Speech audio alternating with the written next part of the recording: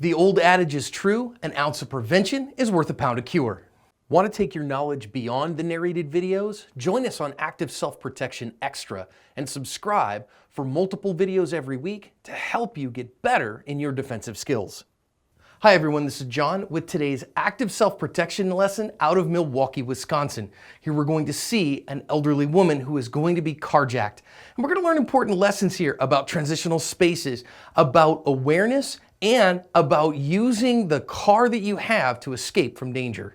So these teens are loitering at the bottom here. Go read the news story. I've linked it in the description. It says that the perp is 16 years old. And we see these guys, they're just loitering. I've kind of sped it up just for the sake of time here. And as they see this woman at the very top in the left corner coming out towards her car, they're going to start paying attention to her. And if you are paying attention at home, they're looking for somebody to victimize over here away from the front of the store. Now you're going to see that one, again, 16-year-old teenager approach her car and start talking to her through her window. Now, again, the news story does not say that she locked her doors, but I don't see any gun on him or anything like that. But he somehow gets her to unlock the door and opens the door and now starts pulling her out of the car.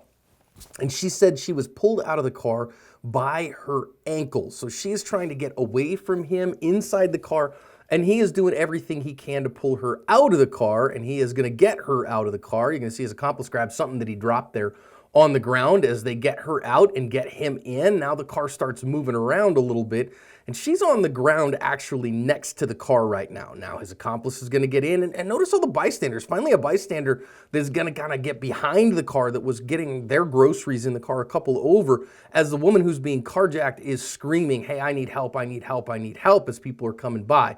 Now they're just going to stand there while he whips that car out of there. And if you go read the news story in the description, they caught these guys a little while later. Now let's go back and think about some significant lessons out of this one.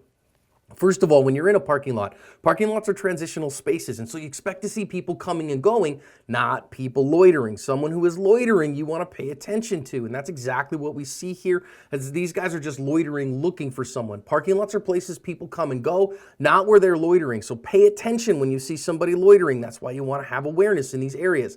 Secondly, as she's getting in her car, you notice they're paying attention to her and coming her way. You want to pay attention to who's paying attention to you in a parking lot. They are not, people in a parking lot shouldn't be paying attention to you. They're going in and out of the store paying attention to them. When he's paying attention to you, that's a problem. Next, he's going to come up and start arguing with her. Folks, I say it all the time. Lock your doors. Keep the door locked. Do not unlock your door to an unknown contact because nothing good is going to come out of that. Keep your door locked and stay away from potential danger. As soon as she let that door open, as soon as she cracked that door for him to get in, this one really got dangerous for her. Thankfully, this guy was looking for a car, looking for a joyride, and not looking to hurt her or kidnap her.